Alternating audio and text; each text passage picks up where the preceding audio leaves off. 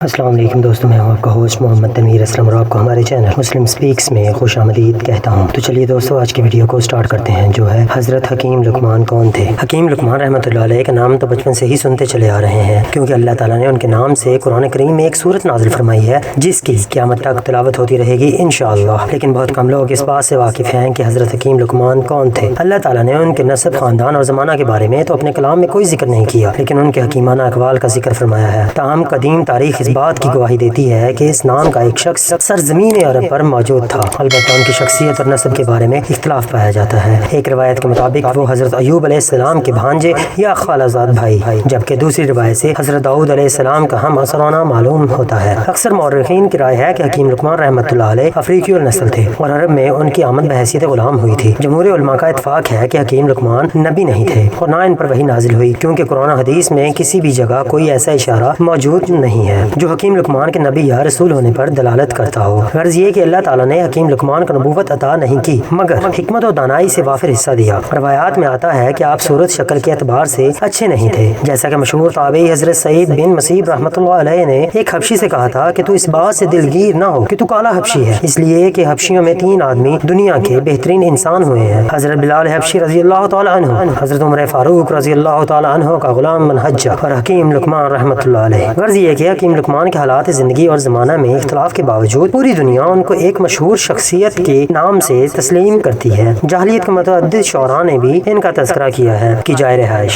یحییٰ بن سعید انصاری سعید بن مسیب کے حوالے سے کہتے ہیں کہ لقمان مصری علاقے سوزان کے رہنے والے تھے۔ سعید بن مسیب کے حوالے سے ہی ملتا ہے۔ حضرت لقمان حکیم جو حبشہ کے نوبہ تھے۔ تفسیر ابن کثیر۔ نوبہ اس علاقے کا نام ہے جو مصر کے جنوب اور سوڈان کے شمال میں واقع ہے۔ بعض کے نزدیک ان کا تعلق مدین اور ایلا موجودہ عقبہ سے تھا، اسی وجہ سے ان کی زبان عربی تھی اور اس کی حکمت عرب میں شامل ہوئی۔ بعض علماء مثلاً علامہ سہیلی نے یہ بھی تصریح کی ہے کہ لقمان حکیم اور لقمان بن عاد 2 الگ الگ اشخاص ہیں، ان کو ایک شخصیت قرار دینا درست نہیں۔ حضرت لقمان رحمۃ اللہ علیہ کا حلیہ مبارک حضرت قتادہ و عبداللہ بن زبیر رضی اللہ عنہما کے حوالے سے بیان کرتے ہیں کہ حضرت جابر بن عبداللہ رضی اللہ تعالی عنہما سے کہا گیا کہ انہیں لقمان رحمۃ اللہ علیہ کے بارے میں جو باتیں معلوم ہوئی ہوں وہ انہیں بتا دیں، تو وہ حضرت جابر بن عبداللہ رضی اللہ تعالی عنہما بولے کہ وہ چھوٹے قد کے چپٹی ناک والے شخص تھے۔ تفسیر ابن کثیر میں علامہ ابن کثیر رحمۃ اللہ علیہ لکھتے ہیں، حضرت جابر رضی اللہ تعالیٰ عنہ سے جب سوال ہوا تو آپ نے فرمایا حضرت لقمان رحمۃ اللہ علیہ پستہ قد، اونچی ناک والے، موٹے ہونٹ والے، نوبہ کے رہنے والے تھے۔ حضرت سعید بن مسیب نے ایک مرتبہ ایک سیاہ رنگ غلام حبشی سے فرمایا، اپنی رنگ کی وجہ سے اپنے تئیں حقیر نہ سمجھ۔ 3 شخص جو تمام لوگوں سے اچھے تھے، تینوں سیاہ رنگ تھے۔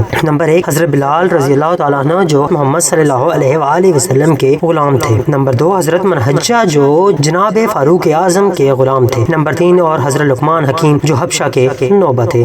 تفسیر ابن کثیر۔ حضرت لقمان نے اپنے فرزند کو جن کا نام انم تھا چند نصیحتیں فرمائی ہیں، جن کا ذکر قرآن مجید کی سورہ لقمان میں ہے۔ ان کے علاوہ اور بھی بہت سی دوسری نصیحتیں آپ نے فرمائی ہیں جو تفاسیر کی کتابوں میں مذکور ہیں۔ مشہور ہے کہ آپ درزی کا پیشہ کرتے تھے اور بعض نے کہا کہ آپ بکریاں چراتے تھے۔ چنانچہ ایک مرتبہ آپ حکمت کی باتیں بیان کر رہے تھے تو کسی نے کہا کہ کیا تم فلاں چرواہے نہیں ہو؟ تو آپ نے فرمایا کہ کیوں نہیں، میں یقیناً وہی چرواہا ہوں۔ تو اس نے کہا کہ آپ حکمت کے اس مرتبہ پر کس طرح فائز ہوگے؟ تو آپ نے فرمایا کہ باتوں میں سچائی اور امانتوں کی ادائیگی اور بیکار باتوں سے پرہیز کرنے کی وجہ سے۔ حکمت کیا ہے؟ حکمت عقل و فہم کو کہتے ہیں، اور بعض نے کہا کہ حکمت معرفت اور اصابت فی الامور کا نام ہے، اور بعض کے نزدیک حکمت ایک ایسی شے ہے کہ اللہ تعالیٰ جس کے دل میں یہ رکھ دیتا ہے اس کا دل روشن ہو جاتا ہے، وغیرہ وغیرہ مختلف اقوال ہیں۔ حکمت و دانائی کی باتیں۔ بعض کتابوں میں لکھا ہے کہ حضرت لقمان نے فرمایا ہے کہ میں نے 4000 نبیوں کی خدمت میں حاضری دی ہے اور ان پیغمبروں کے مقدس کلاموں میں سے 8 باتوں کو میں نے چن کر یاد کر لیا، جو یہ ہیں: نمبر 1 جب تم نماز پڑھو تو اپنے دل کی حفاظت کرو۔ نمبر 2 جب تم کھانا کھاؤ تو اپنے حلق کی حفاظت کرو۔ نمبر 3 جب تم کسی کے غیر کے مکان میں رہو تو اپنی آنکھوں کی حفاظت کرو۔ نمبر 4 جب تم لوگوں کی مجلس میں رہو تو اپنی زبان کی حفاظت رکھو۔ نمبر 5 اللہ تعالیٰ کو ہمیشہ یاد رکھو۔ نمبر 6 اپنی موت کو ہمیشہ یاد کرتے رہا کرو۔ نمبر 7 اپنے احسانوں کو بھلا دو۔ نمبر 8 دوسروں کے ظلم کو فراموش کر دو۔ ان کی دانائی سے لبریز باتوں کی کچھ مثالیں یہ ہیں: اور لوگوں سے غرور کے ساتھ اپنا رخ نہ پھیر لو، زمین پر اکڑ کر مت چل، بے شک اللہ ہر متکبر اترا کر چلنے والے کو ناپسند فرماتا ہے۔ بحوالہ سورہ لقمان آیت 18 قرآن پاک۔ اس دنیا میں ایسے کوشش کرو جیسے یہیں ہمیشہ رہنا ہے، اور آخرت کے لیے ایسے کوشش کرو جیسے کل مر جانا ہے۔ میں نے بولنے پر بارہا افسوس کیا ہے، مگر خاموش رہنے پر کبھی افسوس نہیں ہوا۔ اگر معدہ کھانے سے بھر جائے تو دماغ دماغ سو جاتا ہے، بے زبان اعضائے جسمانی خدا کی عبادت اور ریاضت سے قاصر ہو جاتے ہیں۔ میں نے عقل بیوقوفوں سے سیکھی، جن افعال سے وہ گھاٹا کھاتے ہیں میں ان سے پرہیز کرتا ہوں۔ عہد شکنوں اور جھوٹوں پر کبھی اعتماد نہ کرو۔ عہد غلامی۔ حضرت لقمان بنی حساس کے غلام تھے۔ بنی حساس مصر کا ایک جلیل القدر اور اعلیٰ مرتبہ قبیلہ تھا اور پورے مصر میں اس کا رعب و دبدبہ اور شان و شوکت مشہور تھی۔ بنی حساس خدا ترش اور توحید پرست قبیلہ تھا۔ اسی طرح حضرت لقمان رحمۃ اللہ علیہ بھی اعلیٰ اخلاق اور محنت و محبت سے لبریز تھے۔ پورے قبیلہ والے ان کو اگرچہ غلام سمجھتے تھے مگر ان کو قدر سے دیکھا جاتا تھا۔ لوگ ان کے طرز فکر و نظر اور مزاحیات سے مثالیں لے کر اپنے بچوں اور معاشرے کو نصائح پیش کرتے، جس کی وجہ سے حضرت لقمان اپنے عہد میں اپنی ذات کے اندر ایک انجمن تھے۔ بنی حساس کا پورا قبیلہ ان پر رشک کرتا تھا۔ حضرت لقمان رحمۃ اللہ علیہ کو یہ مرتبہ کیسے ملا؟ کہتے ہیں کہ حضرت لقمان حکیم رحمۃ اللہ علیہ سے ایک شخص نے کہا، تو بنی حساس کا غلام نہیں؟ آپ نے فرمایا ہاں ہوں۔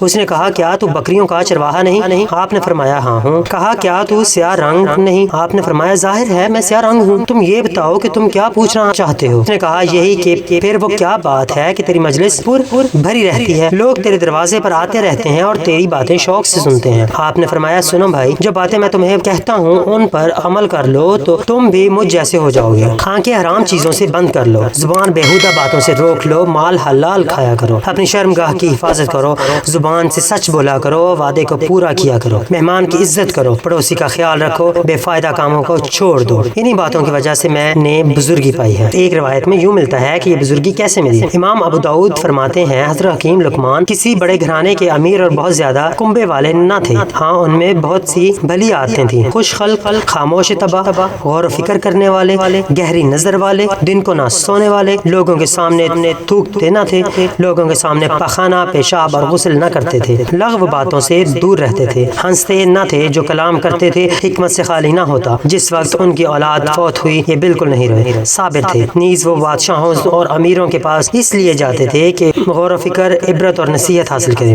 وفات۔ معاون الجواہر کے مطابق آپ نے 4500 سال دنیا میں زندگی بسر کی، لیکن یہ روایت جاندار نہیں ہے کیونکہ حضرت لقمان رحمۃ اللہ علیہ کے عہد میں ان کے ہم عصر حضرت داؤد علیہ السلام 100 سال کی عمر میں 963 قاف میم میں فوت ہوئے۔ اگر بالفرض حضرت لقمان رحمۃ اللہ علیہ کی عمر بھی 100 سال لگا لی جائے تو حضرت لقمان رحمۃ اللہ علیہ غالباً 870 قاف میم کا فوت ہوئے ہوں گے، جیسا کہ ان کی ولادت 970 کے آس کی گئی ہے۔ بعض روایات کے مطابق حضرت لقمان رحمۃ اللہ علیہ کی قبر کا نشان بحر تبریہ کے مشرقی کنارے پر فلسطین کملنا ہے اور بعض ان کا مزار یمن میں ہونا بتاتے ہیں۔ تو یہ تھی حضرت لقمان کے بارے میں کچھ معلومات۔ اسی کے ساتھ اپنے ہوسٹ محمد تنویر اسلم کو اجازت دیجیے، اپنی دعاؤں میں یاد رکھیے گا اور اپنا بہت سا خیال رکھیے گا۔ اللہ حافظ۔